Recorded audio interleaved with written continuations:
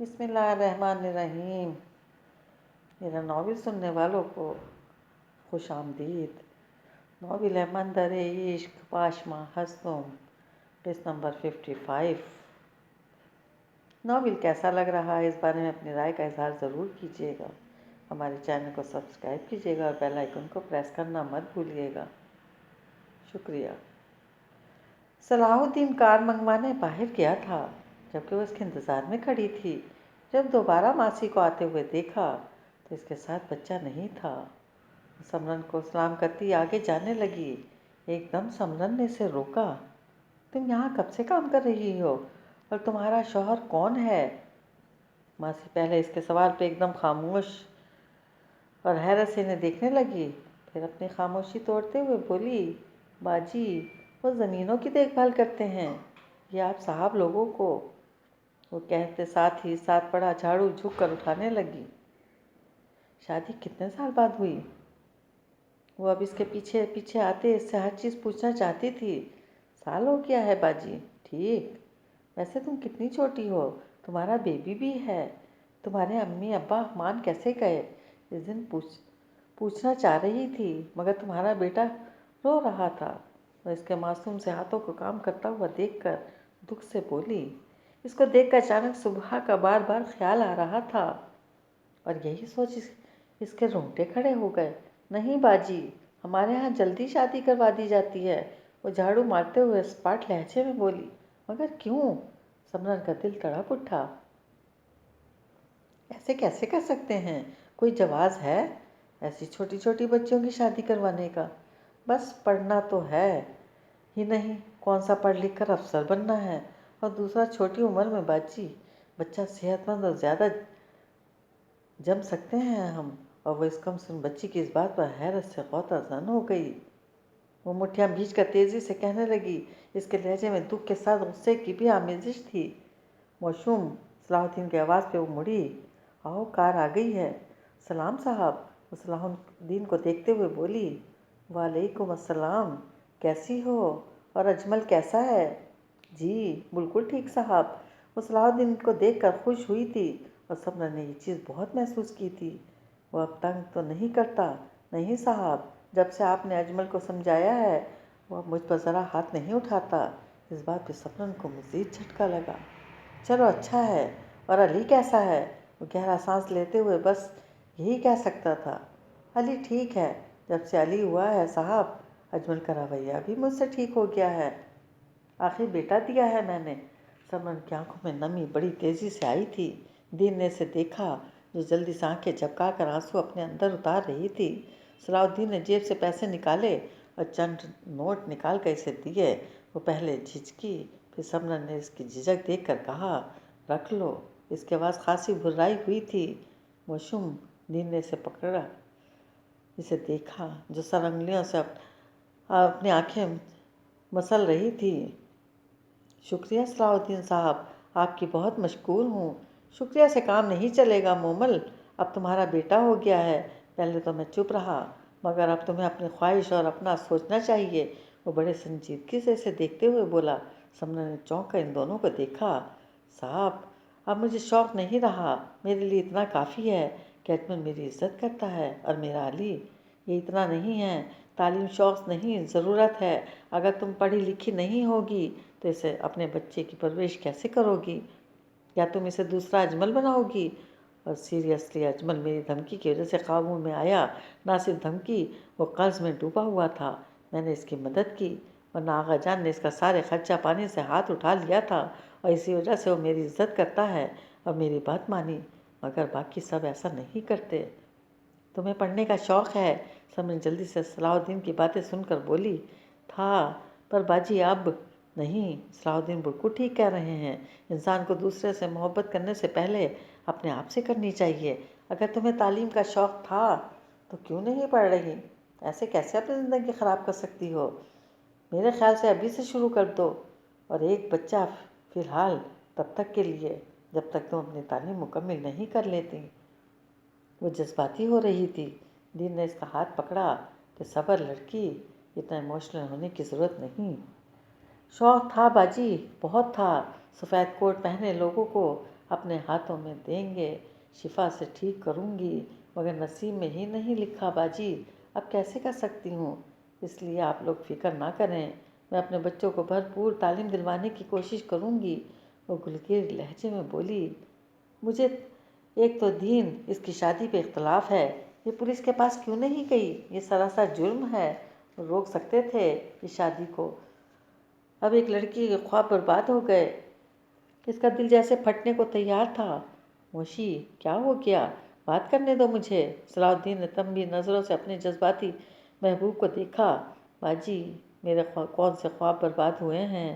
ایسے تو سب کے ساتھ ہوتا ہے، میری سہیلیاں، بہنیں، کزن، سب کے ساتھ بھی تو یہی ہوا۔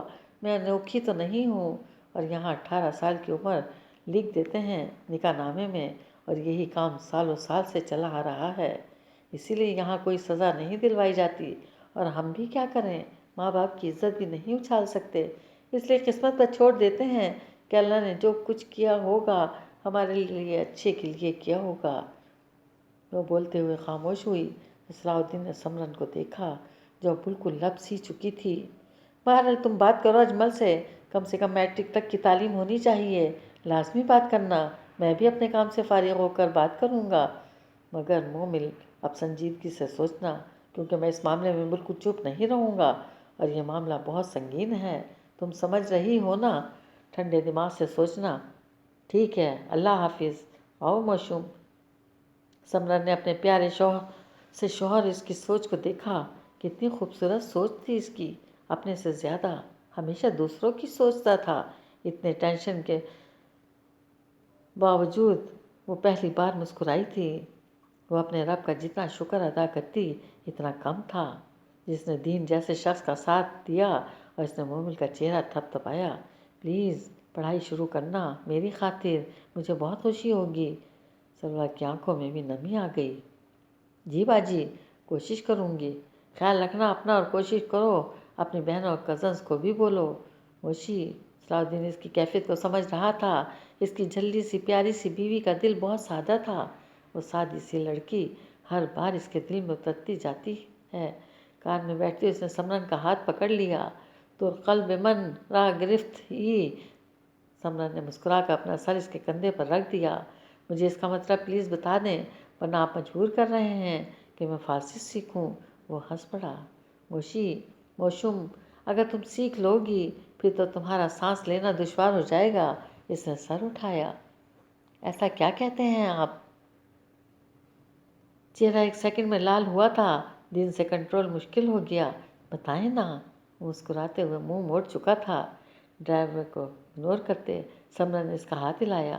اعلیٰ دین صاحب، صبر کر جاؤ لڑکی، سب بتاؤں گا، اتنی جلدی بھی کیا ہے؟ اف، دین نہیں، اعلیٰ دین۔ وہ اب اپنی چمکتی ایمرلڈ آنکھیں اس پر گاڑتے ہوئے بولا۔ سمرن گہری مسکراہٹ سے اسے دیکھ کر دوبارہ اس کے کندھے پر اپنا سر رکھ چکی تھی۔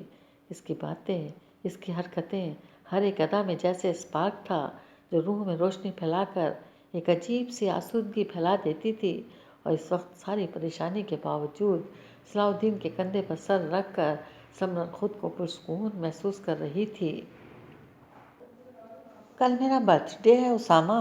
وہ سونے کے لیے لیٹنے لگی تھی جب اسامہ کو نوٹس بناتا ہوا دیکھ کر بولی۔ اسامہ نے سر اٹھایا۔ تو سے کیا مراد ہے؟ میں 13 سال کی ہو رہی ہوں، مجھے اس دنیا میں آئے 13 ایئرز ہونے لگے ہیں۔ آپ کیا گفٹ دیں گے مجھے؟ دھرتی پہ 13 سال سے بوجھ پڑا ہے، مجھے تو زندگی سے ہمدردی ہے، زمین سے ہمدردی ہے کہ 13 سال ایسے بوجھ کو کیسے برداشت کر لیا۔ وہ اب اس کو دیکھ کر دوبارہ نوٹس لکھنے شروع ہو گیا۔ ہاں، جیسے وہ 40 سال کرتی رہی ہے ویسے 13 سال بھی کر سکتی ہے۔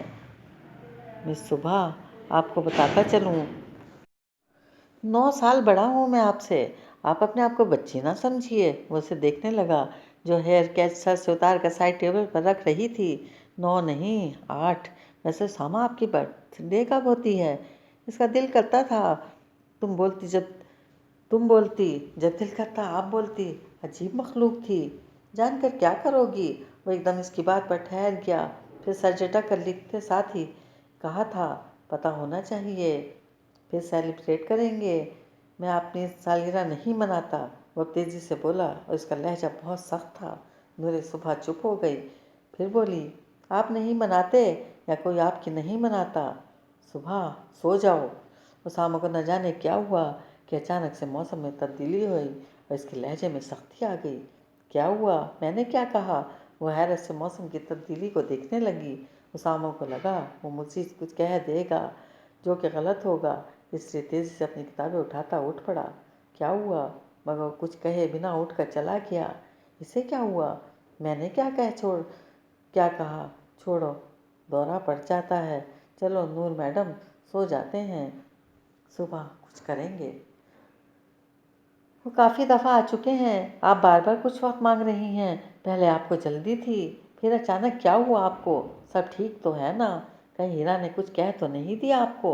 آغا جان ان کے سامنے بیٹھے ان سے پوچھ رہے تھے اور وہ اخبار پڑھنے میں مصروف تھیں۔ ان کی بات پہ نظر اٹھا کر آغا جان کو دیکھا جو اپنا سر جھکائے آہستہ سے بول رہے تھے، کیا ہوا تمہیں؟ کوئی مسئلہ ہے خان؟ وہ بولی تو نرمی سے تھیں مگر آغا جان کو اس میں بھی سختی محسوس ہو رہی تھی۔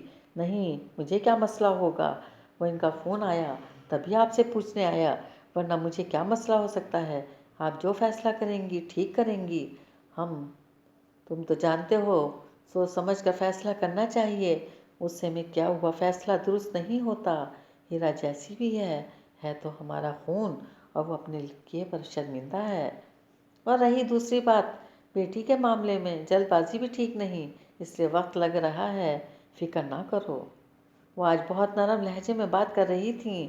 آغا جان نے اب محسوس کیا اور یہ بات ان کے لیے حیرت سے کم نہیں تھی۔ آپ نے مجھے معاف کر دیا خور۔ وہ اب چپ چاپ چائے کپ میں انڈیل رہی تھی، تب آغا جان پر امید لہجے میں بولے، یہ تمہیں کب سے خوش فہمی ہونے لگی خان؟ اور سپاٹ لہجے میں بولی، نہیں، مجھے لگا آپ اگر تم سے بات کر رہی ہوں تو اس کا یہ مطلب نہیں ہے کہ میں نے تمہیں معاف کر دیا۔ ویسے بھی اسلام میں 3 دن سے زیادہ کسی سے ناراض نہیں ہو سکتے، اور 3 دن گزر چکے ہیں، مگر یہ بھول ہے تمہاری، میں نے تمہیں معاف کر دیا۔ وہ اب چائے کو چمچ سے ہلاتے ہوئے بولی، میں ایسا کیا کروں جس سے آپ مجھے معاف کر دیں گی؟ دیکھیں، میں آپ کا دل نہیں توڑنا چاہتا، آپ ہی تو میری سب کچھ ہیں۔ میرے دل کی پرواہ ہوتی نا خان تو تم اس بچی کے ساتھ یہ سب نہ کرتے۔ تمہیں میرے دل سے زیادہ اپنی انا پیاری ہے۔ ایسی بات نہیں ہے خور، ہمیں آپ بہت عزیز ہو، بس ہادی کا غم زیادہ تھا، اب جو بولے گا ہم وہی کرے گا۔ ان کے لہجے میں احساس شرمندگی کا عنصر شامل تھا، مگر خانم کو یقین نہیں آ رہا تھا خان اتنی آسانی سے شرمندہ ہو۔ وہ اس کی رگ رگ سے واقف تھیں، اس لیے اس کو جانچتی ہوئی نظروں سے دیکھتے ہوئے بولیں، ٹھیک ہے، صلاح الدین کو بلاؤ اور اس کی بیوی سے ہاتھ جوڑ کر معافی مانگو اور ان کے گھر میں پھر سے ان کا مقام دیا جائے، اور ساتھ ساتھ مانیزے کو بھی دگنی عزت ملے جیسے ہادی کی ماں کو ملتی ہے۔ تب میں تمہیں دل سے معاف کیا۔ اس بات پہ آغا جان خاموش ہو کر رہ گئے۔